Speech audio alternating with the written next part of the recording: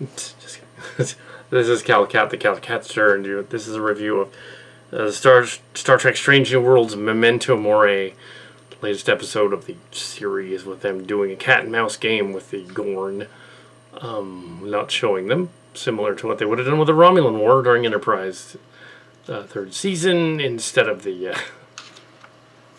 Xindi thing, because they just didn't want to do the Romulans for some reason, so they made up the whole Xindi thing. They should have done the Romulans, because that would have made sense, but they didn't. About 100 years later, in the time of Enterprise, we do this. Also, it's got to be a different timeline, because Spock doesn't have a sister in the Prime timeline. Sort of did, unless somehow, and Cybok is the half-brother, but not introduced in this at all, so we don't know what's going on. So this timeline is a different timeline. It's an absolutely different timeline. Might be the Cillian timeline, because you have Cillians on the ship. Illyrians, but Cillians nonetheless.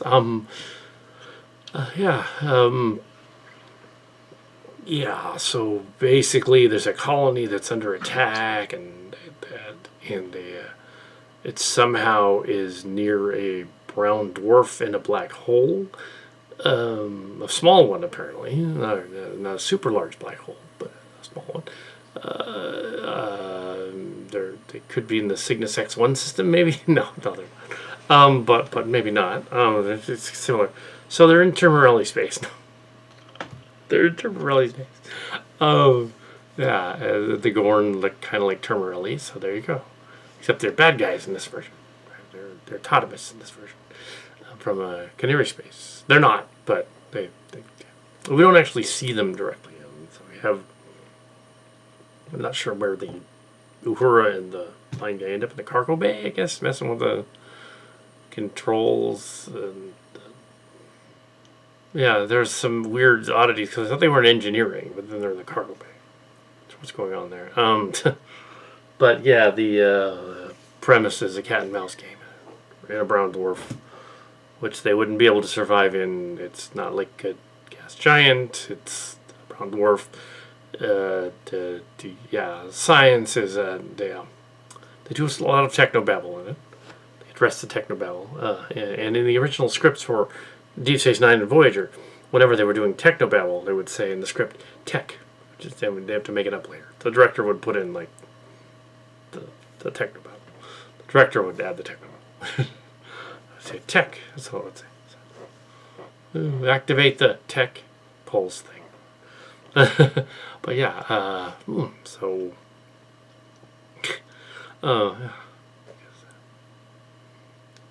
Deep Space Nine and Voyager back in the day scripts. Yeah, for a contest. That is no longer valid, because they don't do their contests anymore. They stopped in 2001. Anyway, they don't do that anymore. It's been 20 years since they did anything like unsolicited scripts. They don't. They didn't in 2015 either, despite what that guy on the internet said. They don't.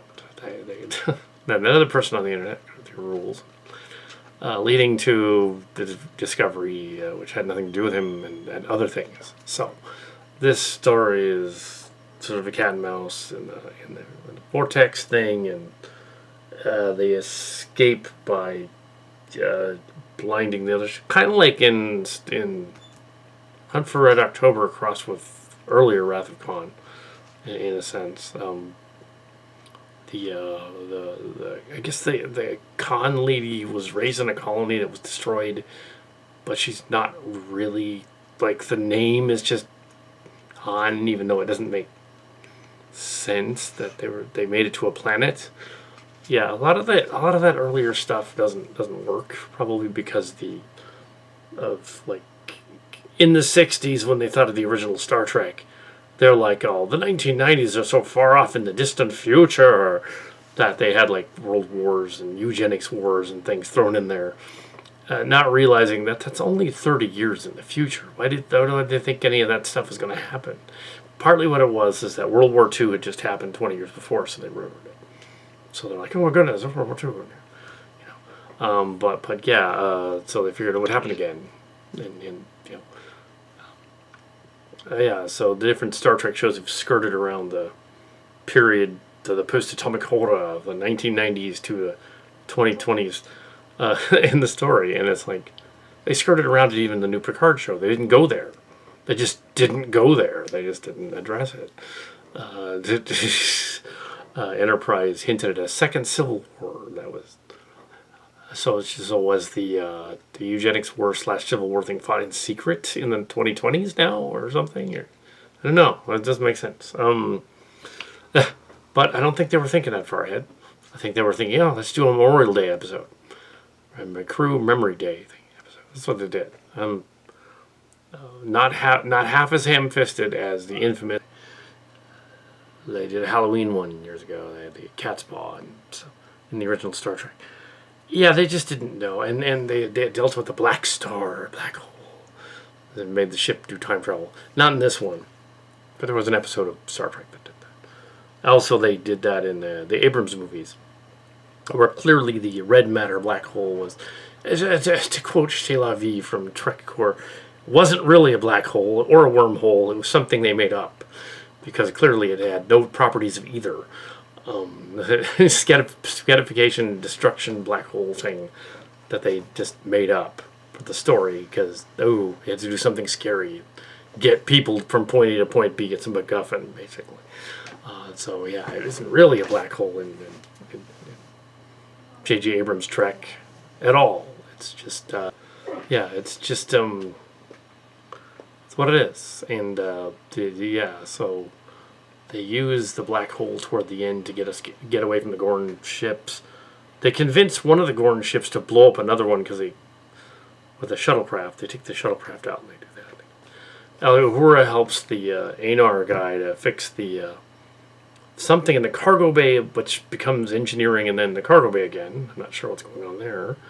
They've crushed parts of the ship that are not crushed anymore. A little bit of continuity error there.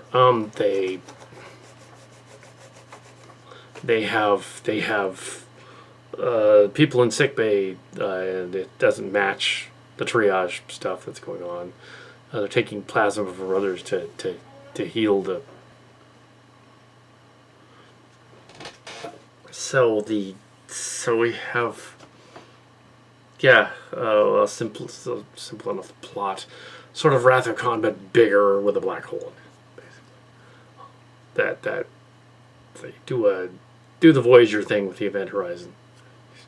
Make it look like they exploded. That makes them think that they exploded time, even though it was the other ship that was connected to them. But they already blew that up. So there's like these errors in there in the story. It has like literal that didn't happen there. What got launched that blew up. They already broke that off with the original attack. There. So what did they use? The shuttle? What did they use? Yeah. Some of the logic wasn't making sense. So some of the quick cuts and edits are goofy too. There's like some odd placement of where they put things. Mind meld scene, adding extra depth to this character, trying to make it sound like it's not quite the girl from Renegades, but clearly is. So Star Trek Renegades didn't really have anything to do with it, but I'm sure they were inspired by it. Did they just said there was no power on the ship? Does that mean that the biofilter with the kid in it in the sick bay is gone? Just written off in the biofilter, the thing story, or that's left dangling. I guess Lawrence is in the transporter pattern buffer. The ship is pretty mangled at the end. So they like doing that. The ship is odd though, because they went for this steel gray sort of finish on the ship, similar to the other ships from Discovery that this is a sequel to. And it looks a little too dark in places. I think there should be a little more, or they were going for this like darker look, but then it's a little too much. There should be more ship so you can see it a little better especially when they're near a star, where it would light up and you would see the model, see it. Except for that, it was a fine episode of Memento Mori. That's fine. Memento Mori. In remembrance. Yeah. So literally the Memorial Day episode. Sure. Why not? It's fine. Yeah. It's fine. It works. So okay with it. Yeah. So, yeah. And yeah. Fanime is tomorrow. So. Anyway.